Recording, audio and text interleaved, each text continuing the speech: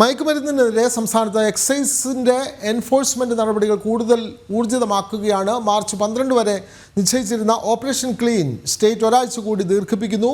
സംസ്ഥാനത്ത് ഇതുവരെയായി ഒരാഴ്ച നടത്തിയ വാഹന പരിശോധനകളിൽ 1.9 കോടിയുടെ മയക്കുമരുന്ന് പിടികൂടിയിട്ടുമുണ്ട്. വിവരങ്ങളുമായി പ്രജിത് മോഹൻ ചേരുന്നു.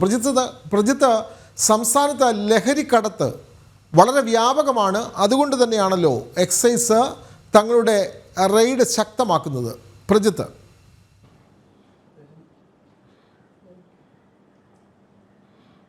വിനോദ്, ആദ്യഘട്ടത്തിൽ എക്സൈസിന് വലിയ വിമർശനങ്ങളൊക്കെ കേട്ടിരുന്നു. പ്രത്യേകിച്ച് ഈ പറയുന്ന രീതിയിൽ സംസ്ഥാനത്തിന്റെ വിവിധ ഭാഗങ്ങളിൽ മയക്കുമരുന്ന്, കഞ്ചാവ് തുടങ്ങിയിട്ടുള്ള ലഹരി വസ്തുക്കൾ വലിയ വ്യാപകമായി പ്രചാരണത്തിലെത്തിയിട്ടും കൃത്യമായ നടപടികളോ സ്വീകരിക്കാത്തതിന്റെ പേരിൽ വലിയ വിമർശനങ്ങൾ വകുപ്പിന് കേട്ടിരുന്നപ്പോൾ ഒടുവിൽ പരിശോധനയ്ക്കൊക്കെ തയ്യാറായിരിക്കുകയാണ് എക്സൈസ് വകുപ്പ് എന്നുള്ളതാണ് നമ്മൾ ഇതിൽ എടുത്തു പറയേണ്ടത്. ഇതിൽ കഴിഞ്ഞ ഒരാഴ്ച മുഴുവനായി നടത്തി വന്നിരുന്ന ഈ പറയുന്ന ഓപ്പറേഷൻ ക്ലീൻ സ്റ്റേറ്റ് അത് ഒരാഴ്ച കൂടി വർദ്ധിപ്പിക്കാനുള്ള ഒരു നീക്കത്തിലേക്ക് പോയിരിക്കുകയാണ് എക്സൈസ്. എന്തായാലും ഈ കണക്കുകളും പുറത്തു വന്നിട്ടുണ്ട്. കഴിഞ്ഞ ഒരാഴ്ചയായി സംസ്ഥാനത്തിന്റെ വിവിധ ഭാഗങ്ങളിൽ മാർച്ച് 12 വരെ എക്സൈസ് നടത്തിയത് 3568 റെയ്ഡുകൾ.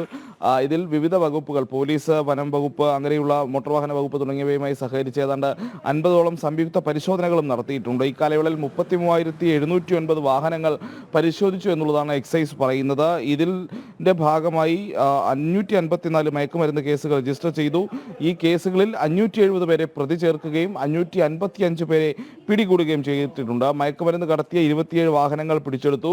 ഇങ്ങനെ ഈ നടത്തിയ പരിശോധനകളുടെ എല്ലാം ഭാഗമായി 1.9 കോടി രൂപ വില വരുന്ന മയക്കുമരുന്ന് ഉൽപ്പന്നങ്ങൾ എക്സൈസ് കണ്ടെടുത്തു എന്നുള്ളതും അവകാശപ്പെടുന്നുണ്ട്. ഈ സ്കൂൾ പരിസരങ്ങളിൽ 998 പരിശോധനകൾ, ബസ് സ്റ്റാൻഡുകളിൽ 282 പരിശോധനകൾ, റെയിൽവേ സ്റ്റേഷനുകളിൽ 89 പരിശോധനകൾ, അങ്ങനെ പല സ്ഥലങ്ങളിൽ നിന്ന് പരിശോധനകൾ തുടർന്നുകൊണ്ടിരിക്കുകയായിരുന്നു. ഏതാണ്ട് വിവിധ കേസുകളുമായി ബന്ധപ്പെട്ട ലഹരി മരുന്ന് കേസുകളുമായി ബന്ധപ്പെട്ട് ഒളിവിൽ കഴിഞ്ഞിരുന്ന 26ഓളം പ്രതികളെയും എക്സൈസ് അറസ്റ്റ് ചെയ്തിട്ടുണ്ട്.